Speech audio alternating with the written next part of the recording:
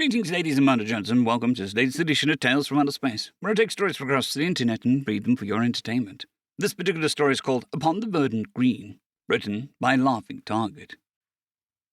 Contract Officer Janek of the Confederacy Veterans Administration stood inside the massive transpastile structure covering half of one of the many asteroids orbiting the Confederacy Administration System's central star. He peered through his spacesuit visor at the construction quality of the immense dome stretching end to end from one side of a 10-kilometer circumference rocky disk floating in the void. The other side of the asteroid served as a landing pads for visitors and maintenance. The dome, currently facing the void side of the atmosphere, showed stars visibly twinkling above. Janek sighed as he looked down into the twinkling black. Nodding, he gave his final approval. "Let's get this rock pressurized." A worker attending a control box inserted a cable into a control port. Shortly after, overhead lights turned on, illuminating the vast, empty space. Without an atmosphere to scatter light, the dome had an eerie interplay with daylight contrasted against the starry black sky. He felt the gravity kick into the comfortable low level suitable for the lowest gravity species in the Confederacy. The lights revealed a pit 3 meters deep stretching from wall to wall. The only raised space was the entryway platform where the control box was located. A single set of stairs led down deep into the pit. The opening was currently depressing. It fit the tone that the dome was meant to be. It was one of the many orbital graveyards for fallen soldiers of the Gulsak Confederacy War. Due to the volume of casualties, planet-side space wouldn't be able to accommodate them all, necessitating asteroid facilities. The tremendous cost of buildings the domes left for their interior design. Contractors would arrive, fill in the pit of soil, and pour pathways to lay out grave sites. Janek wanted to reach up and pinch the bridge of his nose, but his suit was impeding his fingers. Between the morbid job and the stretched labor pool, Janek was struggling to maintain his sanity. "Sir," a voice said over the comms. It was from one of the junior contract negotiators on the team. "How does it work?"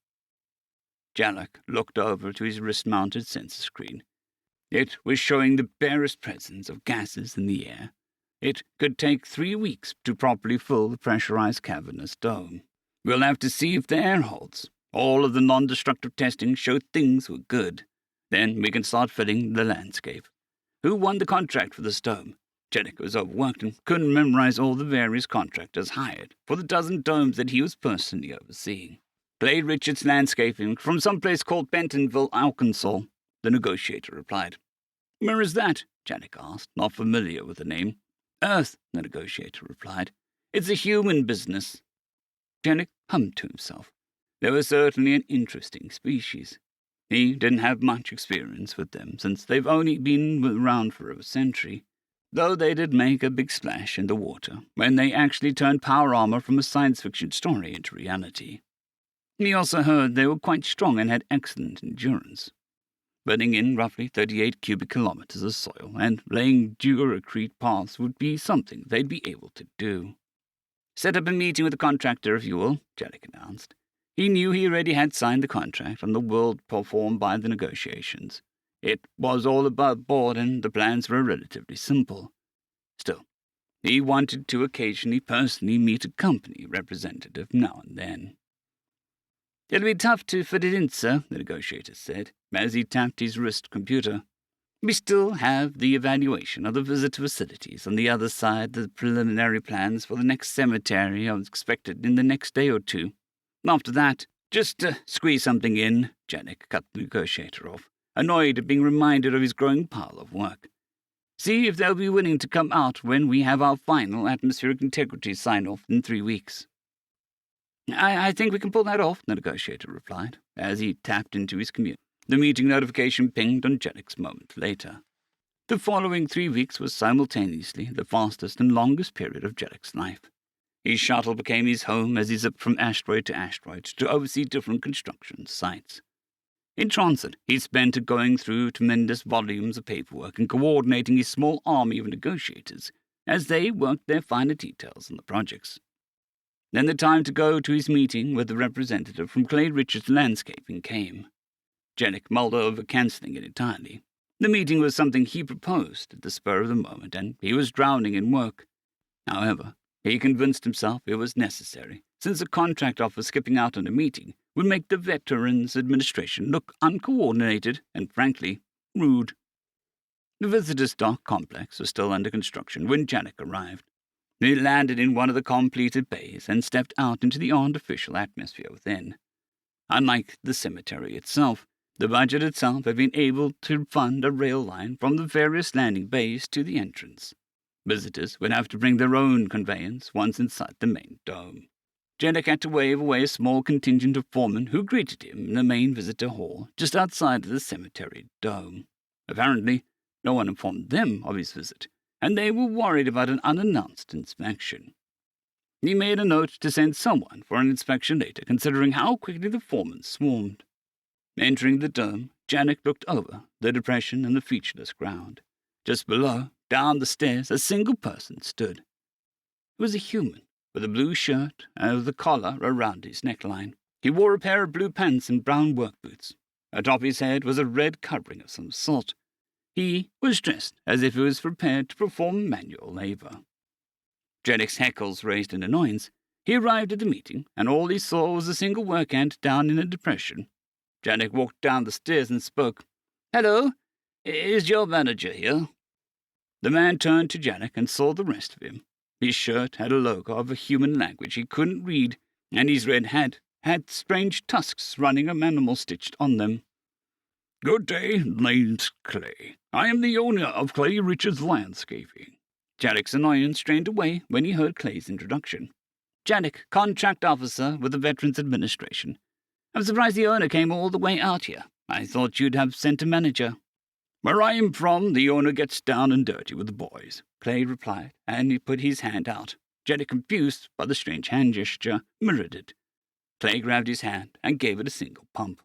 "Are you prepared to begin the project?" Janek asked, as he pulled his hand back. Clay looked around the space. "Seems easy enough. A near-perfect circle with a uniform depth of 3 meters to fill in with soil. Then we apply planned walkways and ground cover." "That's about it," Janek replied. "Do you have any questions or concerns?" "Honestly, a few." Clay removed his head covering and drew a hand through his brown hair and returned it. "I'm not used to project details being so vague. Apart from specifying duracrete walkways, the job is mainly left up to whatever we deem fit." "Right," Janek said. "With the amount of construction going on, we can't be overly specific about what kinds of grasses used. Contractors can use what they believe are appropriate plants for ground cover. I take it you have a suitable option from your world?" "Sure do," Clay said. "I believe you'll be happy with the selection." "Good," Janek stated. He was hoping the man would bring along something other species liked. Being a Deathworld, Janek was concerned they'd bring something crazy, like blood-sucking grass. However, the Veterans Administration decided to leave the selection up to the devices of the contractor. They'd have to trust Clay's discretion. "Anything you want to know?" Clay asked. "I don't know much about this Arkansas place," Janek said. "Anything interesting about it?" Clay hummed. "Frankly, we tend to get a bit of a bum rap. I suggest you not look us up on the network, since people tend to speak ill of us, because of the stuff that happened a few 100 years ago. Otherwise, a part of the natural stuff, I'd say that we have a thing for poetry and literature. Quite a few authors and poets are from around our parts." The poetry tickled Janek's interest. "Oh, that's interesting. I find it hard to imagine any place with poetry tradition can be considered negatively." "You'd be surprised. Old stereotypes die hard." "Are there any poets you'd suggest?" Clay looked up into the void above the clear dome for a moment. "I'll send you a selection of works from Maya Angelou and Miller Williams. They're a good place to start before jumping off onto the others." "I'd appreciate it," Janek said. The two spoke for a few minutes longer before Janek bid Clay farewell. It didn't do him good to delay the job much further. A year went by, and Janek mostly forgot about the, in the grand scheme of things, minor job. He had many other cemetery structures to oversee, and many of them had stressful delays and problems. The bodies of the fallen soldiers couldn't sit from freezers forever, and needed their final resting place. The completion of the smaller jobs would be managed by junior negotiators. Then a message crossed his desk. It was the completion notification from Clay Richards Landscaping, requesting a final inspection and payment. Jeddick's hackles rose when he checked the date. A job that should have only taken 2 months. The human outfit had taken an entire year to notify the Veterans Administration of work completion. How could they screw up filling in dirt, throwing seeds in the paving and paths this badly? Jeddick sent out a notification to the company to meet him in person for the final inspection. We would have words with the group and inform them there would be no extra payment. It was fixed contract, and overruns due to time were non-negotiable. Jeddick fumed the entire way to the site.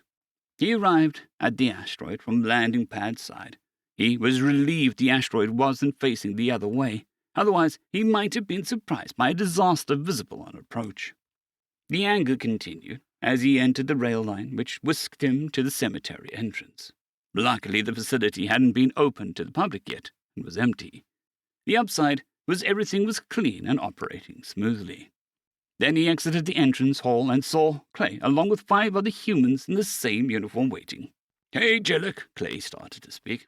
"I'm in no mood," Jeddick stalled. "What have you fool humans been doing? This was at least 2-month job." Clay started again. Jeddick cut him off. "I don't want to hear excuses. If this is some sort of attempt at a scam, check your contract. This is a fixed-price job. There won't be any reimbursements for overages." "But," Clay tried to speak a 3rd time. "Silence," Jeddick barked. "I'm going to see what mess you've made of the place. Heaven help you if you have fixed something because it's coming out of your contract." Jeddick stormed past the confused humans as he made his way to the door leading to the cemetery. His anger was boiling, and as he waited for the final door to slide open. Then his anger vanished like a thin wisp of smoke in a storm. Inside was the most beautiful thing Jeddick had ever seen. Kilometers and kilometers of rich green ground covering stretched over the edge of the asteroid's curvature. Walkways were lined with an explosion of purple, red, and yellow flowers. Additional flowers marked each grave plot as far as the eye could see. Buzzing in the air were countless automated gardening drones, which flitted across the landscape tending the greenery. Jeddick knelt and got closer to look at the ground covering, just off to the side of the walkway. There, small plants, 3 leaves hugged the ground. The deep green leaves had tinges of purple at the ends, leaving a rich hue which calmed the mood. The surprises kept coming. The walkways, designed to install transit rails when budget became available, had a rail line already installed and moved people deeper into the cemetery complex. Instead of basic port path, the walkways were etched with resembled paving stones. The biggest surprise came in the form of a giant marble obelisk that greeted visitors in the large plaza just inside the entrance.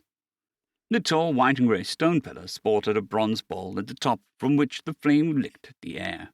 At its base was a bronze plaque with words etched into its surface. "Mr. Jeddick, I'm sorry about all of this," Jeddick heard Clay say from behind. Jeddick turned and saw Clay and the other humans with a look of shame on each of their faces. "What is all of this?" Jeddick said, as his mouth hung open in wonder. "We thought we'd surprise you with this. We figured because the job didn't have a specified completion date, we could do a bit extra. The plans are so dull that we thought that it would be insulting to lay the fallen in such disrespectful conditions. So we went a bit overboard," Clay said with an apologetic tone. "Give us some time and we'll get rid of all of this and put it the way you want it." "No," Jeddick hurriedly said. "No, this is incredible. I don't want you to change a thing. Unfortunately, we can't pay you for any of this. We don't have the budget." "Oh," Clay said, relief in his voice. "If that's the case, don't worry about it. The bill's already been covered." "What?" Jeddick yelped. "By who? You can't possibly be this wealthy." "You see," Clay started, "one of my employees is the son of a prominent local family doing a summer job while in high school. He called back home and told them about how basic the cemetery was, so they decided to donate the money for us to liven the place up." Jeddick looked around once more. He heard the chirping of some sort of animal on the air from speakers installed in pathways, and felt a gentle breeze moving across his skin. "Who is this, so that I can contact them for thanks? We could cut their name into the entryway." "They wanted anonymous." Jeddick blinked. "Anonymous? This job must have run over 100 million credits. Who lays out that much money to remain anonymous?" Clay laughed. I wouldn't worry about it. They're practically swimming in money from a business their ancestors started. In fact, they even offered to cover more, said that it would be disrespectful if they stuck their name all over the place, meant to honor the fallen. Jellic didn't know how to respond to it. Instead, he slowly walked towards the obelisk with the flame atop. Jellic pointed up. Why the fire? An eternal flame, Clay explained. It's an old Earth tradition. The fire remains lit as remembrance. Jellic watched the fire dance within the bowl and felt the symbolism. It was an apt gesture. He then turned his eyes down to the words in the bronze plaque. Here we stand on this verdant green to remember those who fell. With somber hearts we give our thanks for all those who sacrificed. Rest well here, 'neath the vivid bloom, for our future is secure. We raise our voice to the heavens high, in thanks for our wondrous gift. We stand here with cherished life's spark, which ye weary hands did save. Rest well now, ye honorable souls, in eternal memory. Forever, on this verdant green, we remember those who fell. Jellic's eyes passed over the words multiple times as he worked the tempo up in his mind. This is a poem. Who wrote it? Clay's eyes turned down sheepishly. I did. I figured I'd write a few words about how I felt. Why did you not write your name on the plaque? Jellic asked. Clay coughed. Same reason the family wanted to remain anonymous. I didn't feel it right to promote my name here. Besides, I'm not confident it's any good. Jellic read the plaque once more and turned to look out to the horizon. Greens, purples, reds, yellows spread out against the backdrop of a black space and sparkling stars. The space would give comfort to those who had lost loved ones in the war, and a wonderful place to remember their lives. You said this family would help with a bit more of these.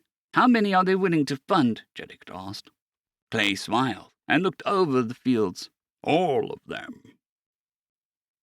End of story.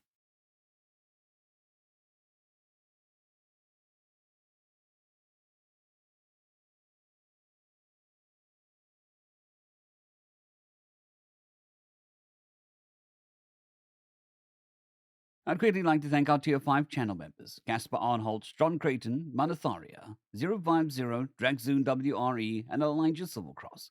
Thank you very much.